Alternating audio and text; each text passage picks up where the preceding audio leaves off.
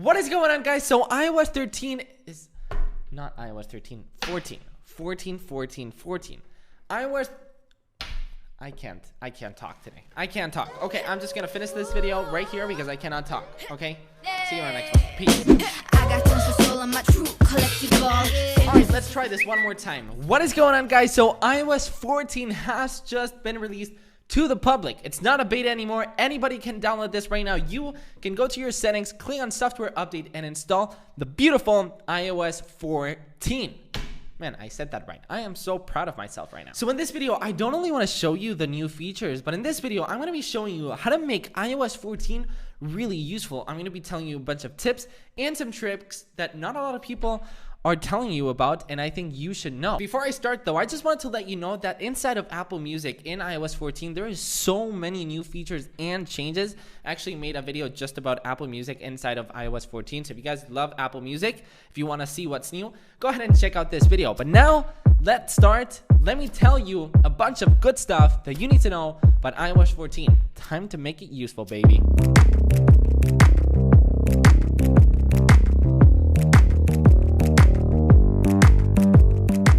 So with iOS 14 now, we finally get a minimal call interface. So when somebody calls you, you can just continue with your phone. You can actually do a bunch of things. Here's a tip for you. If you actually swipe it up, you can actually tap on the top and have the call appear back again. And then once the full screen actually shows up, you can just tap on your home screen, or you can just swipe up on your home screen and you'll get back on your home screen. So it's finally here.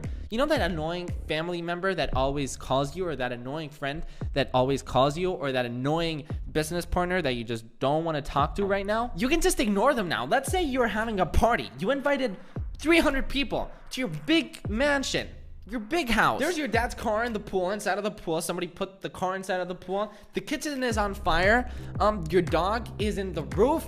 People are screaming. Your mom calls you. What do? You're not going to answer that phone call. You're going to ignore it. I mean, it's not good that you hang it up, because then your mom knows that something's up. So you can just let the phone do its thing. You can just swipe up. I mean, don't do a party with 300 people, and don't tell your mom with your dog on the roof and your kitchen on fire. And it's useful, okay? It's amazing. We finally get picture-in-picture as well on the iPhone. It works with FaceTime. So let's say you're FaceTiming somebody and you want to go to your home screen. It's not going to be paused. You will actually still be able to see that person in picture-in-picture. I love this feature. I'm using it so much with my girlfriend. It's amazing. I love it. I love it. I love it. It doesn't only work with FaceTime. It also works with video platforms. So let's say Disney Plus, Netflix, you can do that as well. And also, here's a tip, because in this video, I'm showing you how to make this really useful, right?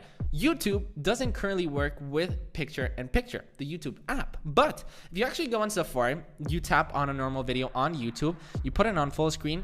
If you swipe up, if you go to your home screen, there you go. You're welcome. It works with the website, not with the app. You're welcome. Backed up is an incredible and very futuristic feature. It's not really a feature. It's like an accessibility feature, but it's still a feature. Feature.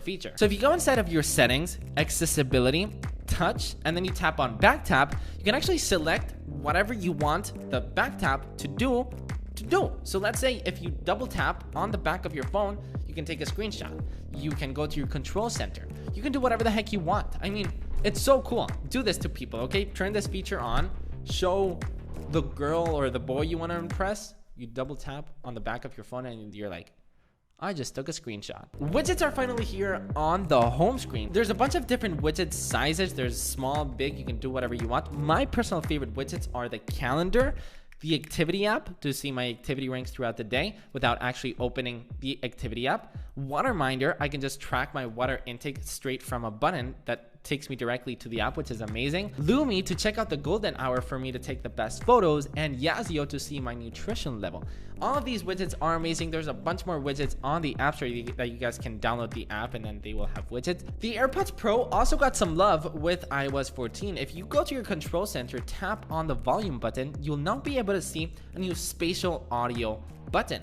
tap that and you'll have spatial audio on your AirPods Pro. Now, this isn't really useful for music. It is very useful whenever you're playing a movie. It is seriously incredible, amazing. Like, you can't believe it. Like, close your eyes and you'll feel volume all around you. It is amazing. Like, when you're watching movies on your iPad or on your iPhone, you'll be like, who's there? You'll feel like somebody's in your house. Don't worry, nobody's in your house. It's just the brand new spatial audio feature on the AirPods Pro. Let's talk about emojis, because I love emojis. My favorite emoji is the lemon emoji. You probably know why. I love emojis, and now inside of the emoji keyboard, we finally get a search bar. What is that search bar for? Well, I mean, hopefully you're not dumb and I don't need to explain it. So you already know what it is. Well, I don't know what it is. How do you not know what it is? John, are you dumb? No, explain it. Oh gosh, for those of you who don't know, there's actually a search bar to actually search your emojis. So you can just search hearts and you'll get a bunch of hearts. You can just search lemons and you'll get a bunch of lemons.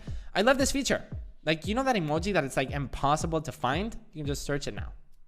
You're welcome. All right, so here's a very useful tip for you. With iOS 14, we now get the app library. The app library is basically all of your apps in one place, organized by Apple inside of folders. The bigger will mean that you use those apps more than the others. It's great. It's useful. I don't really use it that much, but it's cool. But now in your actual home screen where the widgets and your actual apps are, here's a very useful tip for you. If you actually hold an app, there will be two options: delete and remove. If you actually remove, you won't actually delete your apps. So if I were you, I would remove, not delete, remove all of your apps that you don't really use every single day. They will be at the app library for you when you need them. So only put the essentials. Don't only put like 1, 2, maybe 3 screens, and then all the other apps will be on your app library. It will be a much more clean look for your iPhone. You will be way much more productive. You will work more. You will be a billionaire, and you will thank me later. When you become a billionaire, give me some, because Apple is releasing a lot of products this year and it's going to be expensive. So donate to me if you're a billionaire, please. Thank you. You know those people that you text the most inside of iMessage, your mom, your dog, your girlfriend, whatever it is? Inside of iMessage now, you can actually pin chat and they will sit right on the top. So those people that use the most, they are a tap away and they will never move. They're pinned. Default internet browser. If you do not like Safari for some odd reason, because Safari is amazing, but let's say you like Chrome on iOS better, we can now finally put a default browser inside of an iPhone, for example. Go into settings, go into Chrome, and there you'll be able to put the default internet browser. So now when you tap on links, Safari won't open, Chrome will open. So that's great. I know a lot of people were waiting for this. I personally wasn't, because I like Safari a lot. I personally like it way better than Chrome, at least in iOS. So for those people, Apple is done. Apple has served you. Thank Apple, not me. I didn't do this. Thank Apple. Before I finish off the video, I wanted to tell you one more trick, and that is, remember when I was telling you to like remove the apps from your home screen because of the app library? So here's something very cool. You can actually remove entire pages. You do that by holding an app like this when the apps wiggle, you know, apps are wiggling. Okay, so you actually tap this right here and then you'll see this. So now you can actually remove or add pages, which is pretty cool. So you're welcome. Maybe you don't like a page, so you can just delete it entirely, or maybe you do, but maybe you just want it when you're working, whenever the heck you want. You can do that. That's it. I'm not going to tell you more tips, not more tricks. Tell me, you tell me now. I want to know some more tricks, some more tips, because I can take tips and tricks of iOS 14 all day. Thank you. Update to iOS 14. It's amazing. It's an amazing new software, and enjoy it, okay? I'm going to leave to the party where I'm going to go fix my dad's car. Peace. That's life. That's life. That's what all the people say.